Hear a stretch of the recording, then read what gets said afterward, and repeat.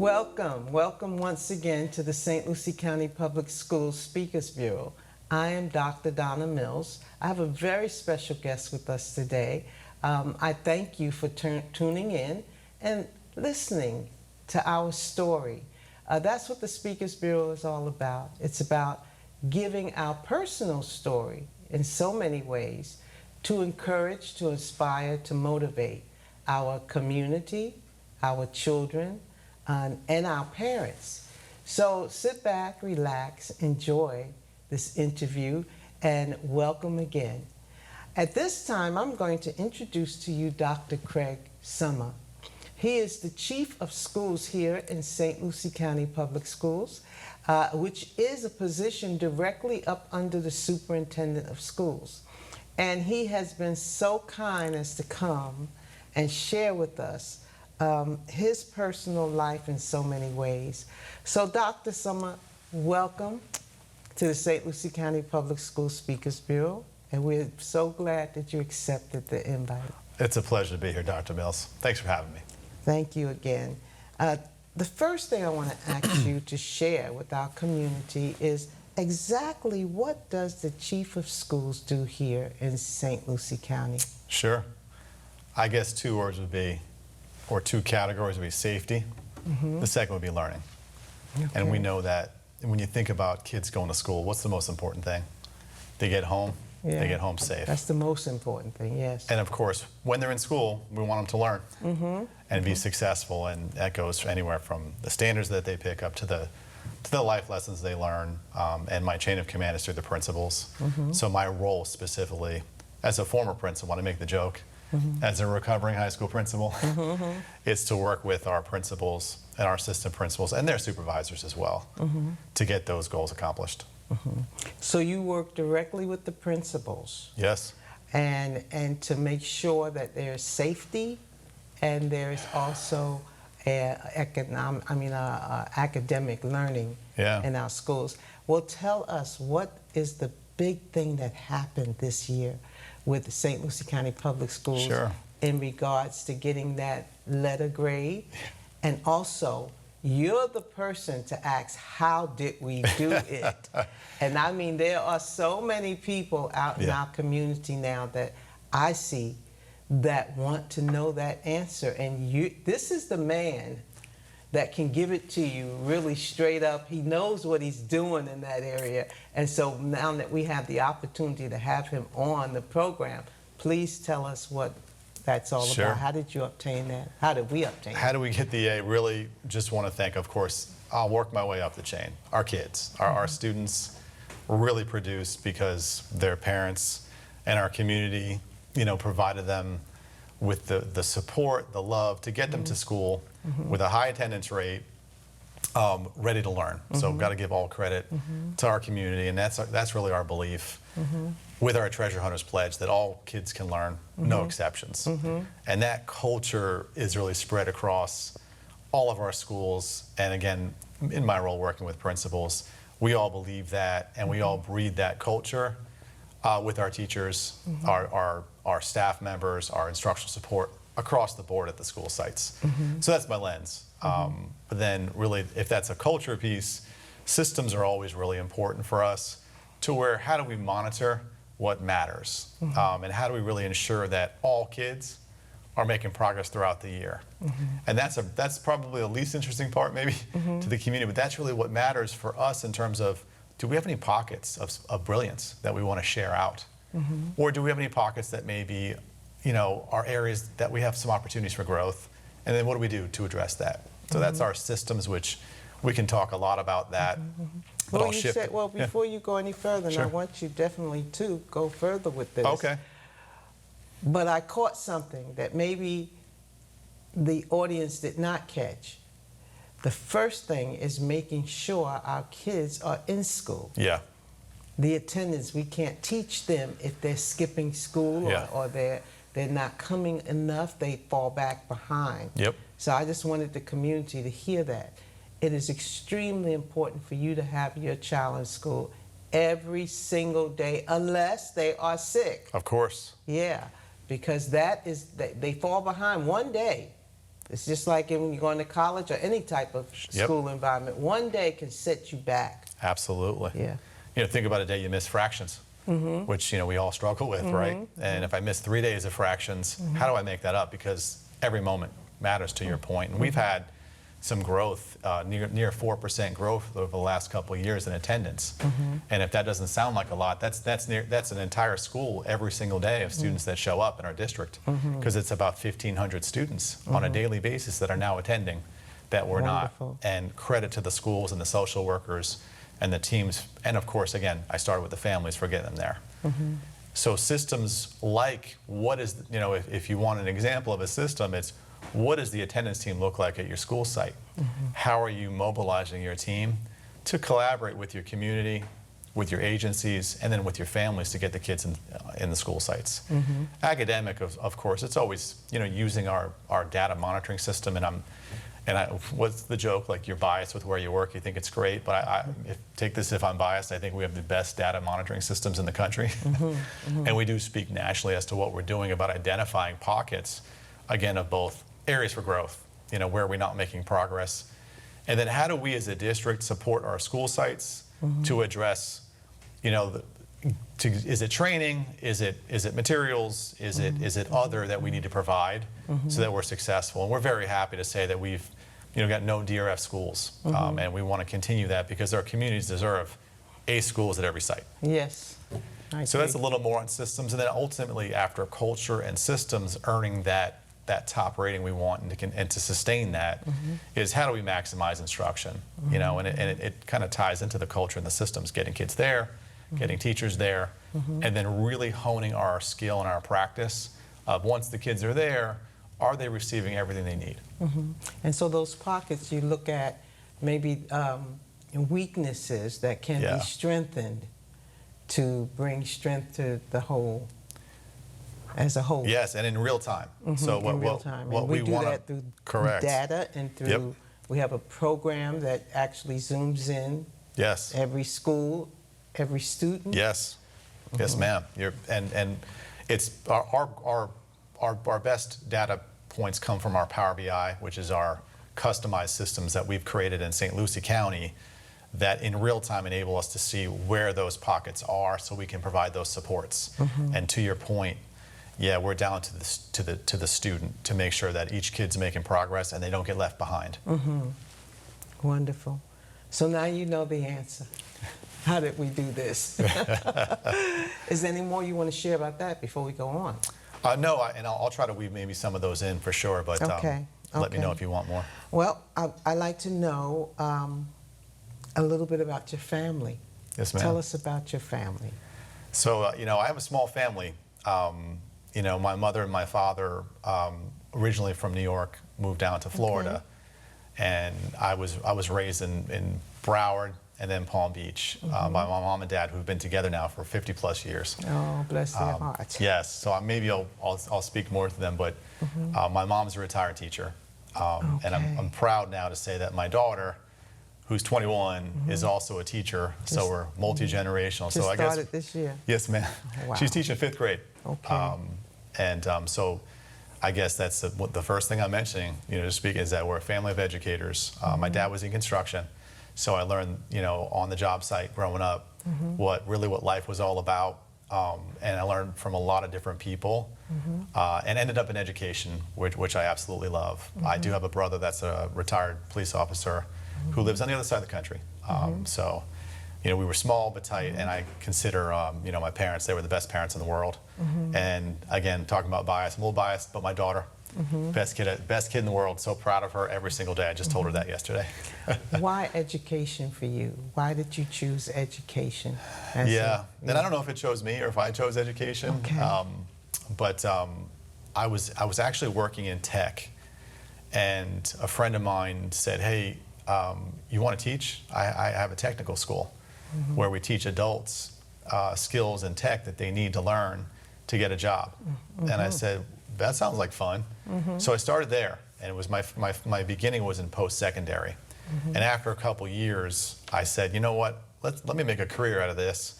So I started with the high school, and I guess what really stuck out to me was and it was interesting being in post-secondary because they went right to work. When I'd have, guys older than me going through my program that I taught, feeding their families from what I taught them, that was the reward, to where I said, this is the best job in the world. And I make the joke about car salesmen. So, I always feel bad. Hey, if you're a car salesman, don't take offense to this. But the reason why education is the best job in the world is because the better you get at it, there's a net positive across the board. You become a great teacher, all your kids benefit. And my joke is about the car salesman. If you're such a great car salesman that you sell someone a car they can't afford, they go bankrupt, right? Kind of kidding. So you were a teacher before you became a principal? Of course, yeah. And then from there, you are now chief of schools, or was there something how did you climb up that ladder? Yeah, no, I've served a lot of roles, and now I've been in public schools now 22 years, but I was a post-secondary teacher, and then I became a high school teacher. And then after I was a high school teacher, I lucked into an opportunity to become what was called a learning team facilitator, which was working with all the teachers in the building about how do we look at data, how do we provide instruction that can really benefit students. And then that really got me prepared to be an assistant principal, where I served in high school. And then I was an elementary principal, and then a high school principal, and then I was a principal supervisor. The title in Palm Beach was instructional superintendent. We called them executive directors. I had a portfolio of schools. It was large. Are you married? I'm divorced. You're divorced, I am, okay. yes. And yes. you have how many children? I have one. Oh, you have one. Okay, your I have daughter one. now. Wow. She gets, really she likes it that way. Yeah, I'm sure she does. She gets all the attention. And yeah, she's been with me since she was 9, so I've had a pretty big influence on her. Okay. Yeah. Did you always want to teach? This is going to sound, I don't know, a great way to say it, but I remember vividly being asked in economics class by the teacher, and he said, let's go around the room and talk about what you want to do for a living. And I said, I want to be rich, or I want to make the world a better place. That was a good answer. I like. And I realized really quick in my young life of work that latter option is a much more fulfilling. Okay. So I would say I am absolutely serving that to what I wanted to do, because to my earlier comment, being in education is so great about honing your craft.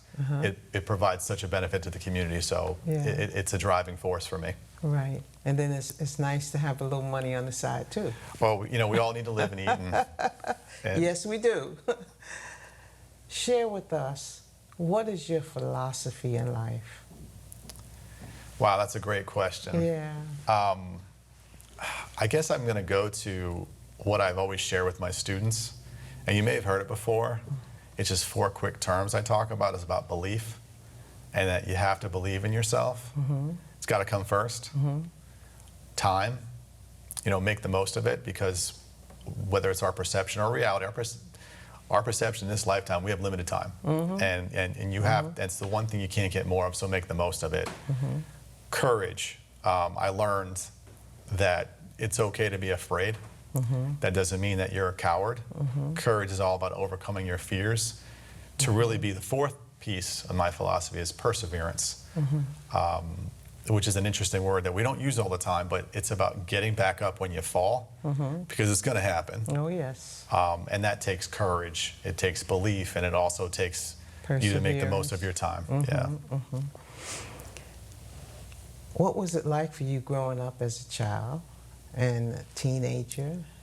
Did you have any challenges? If so, what were some of those challenges, and how did you get through them? Wow, yeah. Growing up, I was an athlete, and it was always a sports, piece. Okay. And I can make the joke, my challenge was hitting a curveball. Okay. But that's not the challenge, that I'll speak to. I guess that's a great question. I think for me, I did struggle. Math and science always came really easy to me, but I struggle with writing. Yeah, it's usually that way. The math and the science people struggle with the writing and the language arts and the reading. And then I realized, I tried not to let people see it, but I realized there you know, to overcome any level of embarrassment, I just had to work at it.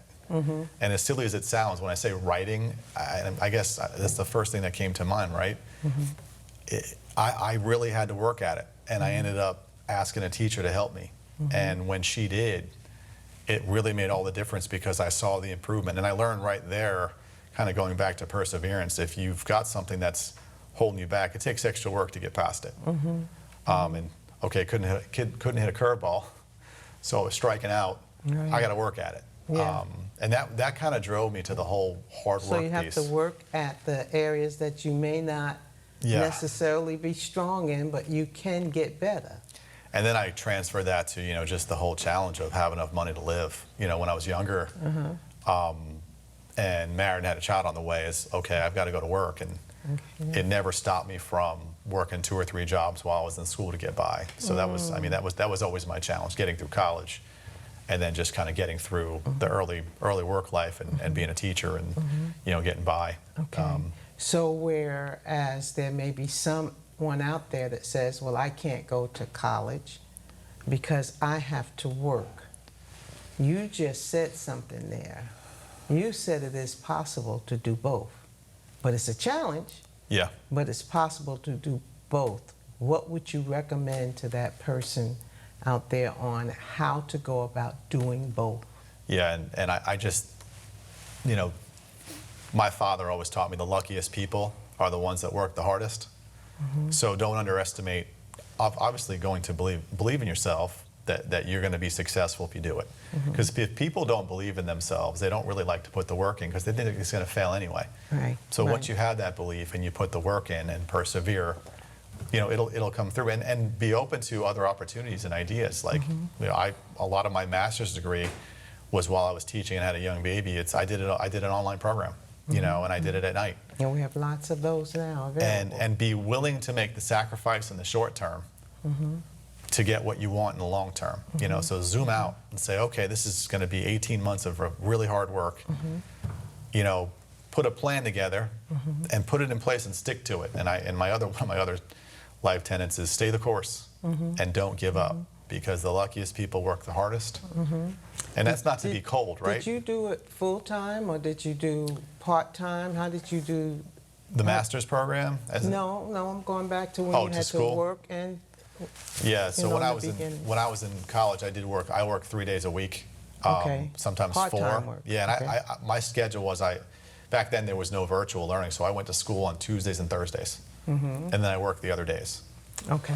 Okay. Yeah. And another way that we can suggest is you don't have to go full-time school. Correct. You could take one course one semester, 2 courses another, 1 course another, you know. Just go slow if you have to, if you have a full-time job, right? And the colleges give you, nowadays, are really great. They'll give you multiple options, whether it's, as to your point, is it part-time? Is it online? Is it a blended model, right? Is vocational your best route? Right. Which we have you know, Indian River offers some great programs that are maybe not quite as long. So sometimes you want to get an associate's degree or a certificate, get working with an increased income. And our schools do an incredible job even getting kids into that pathway with our College to Careers program. Yes. So take advantage of what's out there is my other piece of advice. There's a lot of options. Yeah. So research it before you know, I say stay the course, but before you stay the course, research the course and stick with it. I was thinking this morning, I got my high school equivalency when I was 16 years old. Oh, and wow. I had my own apartment before 16, okay? And I went to a little program that was in my neighborhood from one of the colleges, Montclair State College. Was able to go, they were able to start me where I had closed off to learning. Yeah. And take me through really quickly. Once I opened up to learning again, I had to be the one to open up to learning again. They very quickly got me prepared and said, you're ready. And at 16 years old, I took that equivalency, which is harder back in those days to get to pass that stuff. It was state exam, right? And so I remember the director of the program saying to me, we want to give you a full scholarship. Wow. You have what it takes. Yeah. This was once I opened back up. So you say you have to believe in yourself. You have to go after what you want in life. Absolutely. And look within yourself rather than your environment to say, I know I got something in here. Yes. Let me attempt to do something more or better for my life. Yep. I did not take her up on that offer because if she would have explained to me a little bit more, I might have taken her up at that time, but I had my own place. Yeah. I had to work. I had to have an income coming in, and that's what I was doing. And I said, and they wouldn't give me room and board, and they wouldn't feed me. And so with that, 16 years old, I'm thinking, how in the world am I going to feed myself and have a, roof over my head? I needed more explanation, but I will never forget that woman who said to me, you can do this. Yeah. And later on in life, I went back to school after being married and having my children. Yeah. Went back, started right here at IRSC. Yeah. And now I can say I have a doctorate. I have starting with the AA, a BA, Yes. a master's, and a doctorate.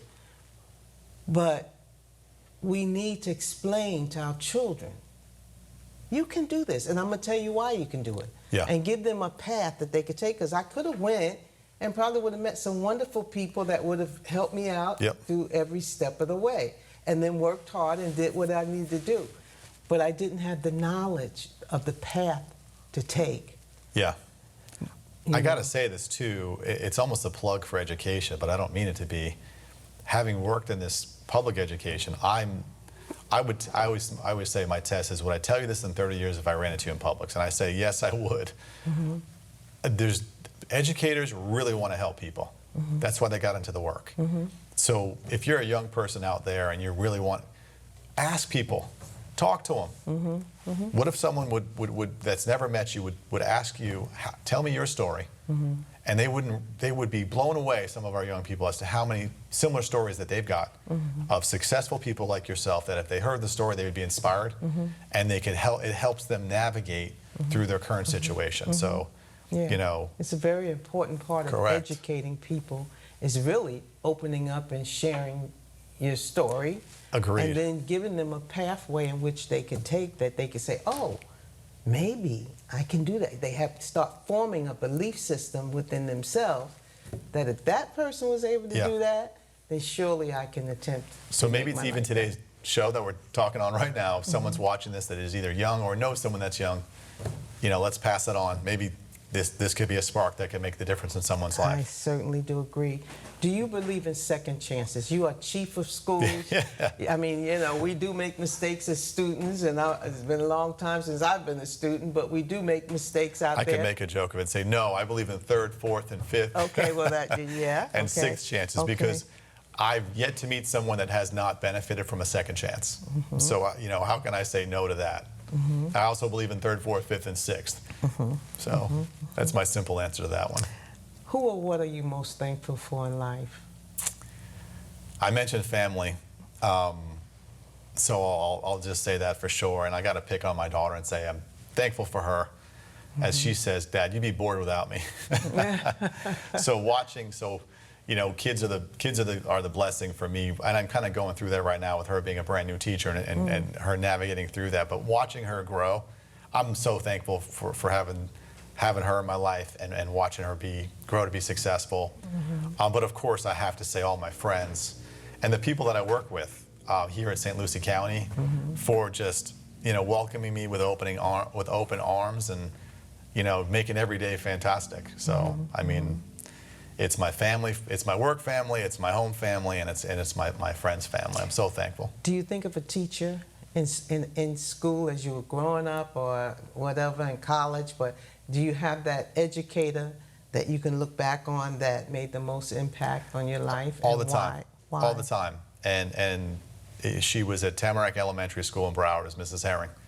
And she was my second grade teacher. And I don't know what it was about her. I believe she was really the first person and the only one for a while that said, hey, Craig, you're really smart.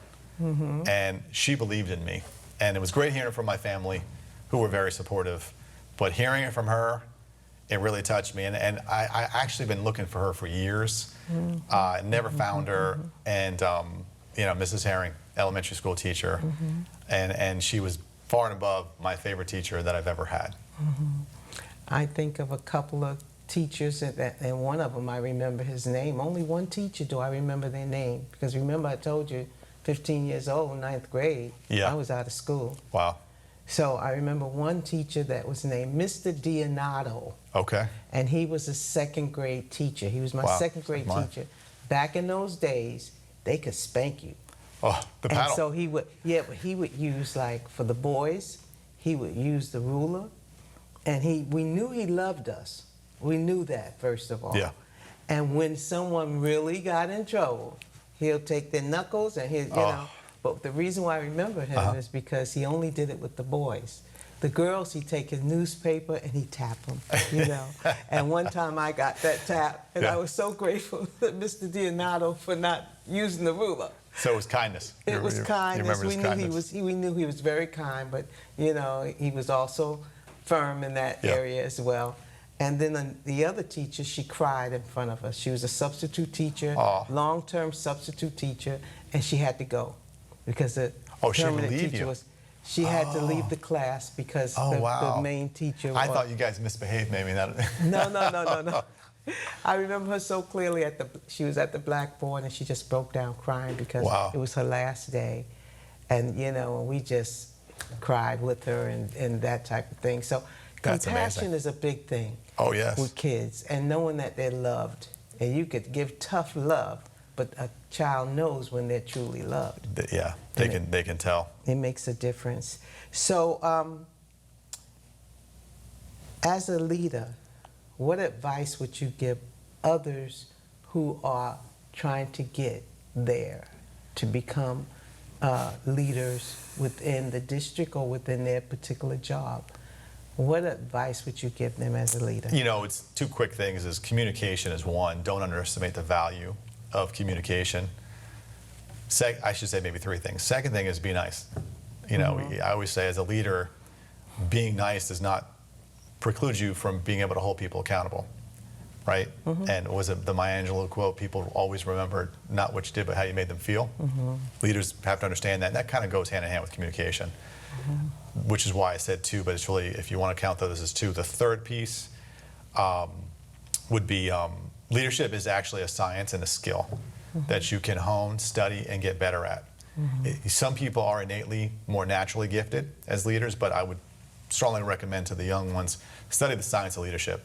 Books, whether it's the Maxwell books, whether it's some trainings, and really study, take it as if it's a profession and study as a craft. I had to do it backwards, so I'd say, hey, save yourself some time and get better at your craft. Yes, I firmly believe that you need to study to get better at your craft. Yes. Yeah. And like you mentioned the Maxwell books, I know that Wayne Gent, our former superintendent, is big on Maxwell. He gave me one. 5 levels of leadership. I still refer to it. Gave me a few of them too. Yep. And recently he talked about how to deal with complicated people. Yes. I brought that book, and I'm We're all reading complicated. We just don't realize how people look at us as complicated. Isn't that interesting? And we don't look at ourselves as complicated when we really are, because we're complex beings. But it's stepping out of your own shoes as a leader and seeing how people see you. And that's part of communication, right? To create that great culture, which is where I started with in the beginning, if you remember, of how we got the A. Got to have a positive culture. Yes. How do you push yourself during your worst times? How do you get through those? You know, so I talk about, you know, the belief and the perseverance, but I just sometimes say discipline can sometimes beat motivation. Means just wake up and go to work. And wake up and go, show up. Wake up and go to school. Show up. Yeah, show up, yeah. So just have the discipline enough to just show up. And then when you're there, do your best. And if you do those two things, you're gonna be successful in life, right? You might not get the longest driveway in the world, but if you show up and do your best, you know, you'll be quote unquote successful. So that gets me through the tough times.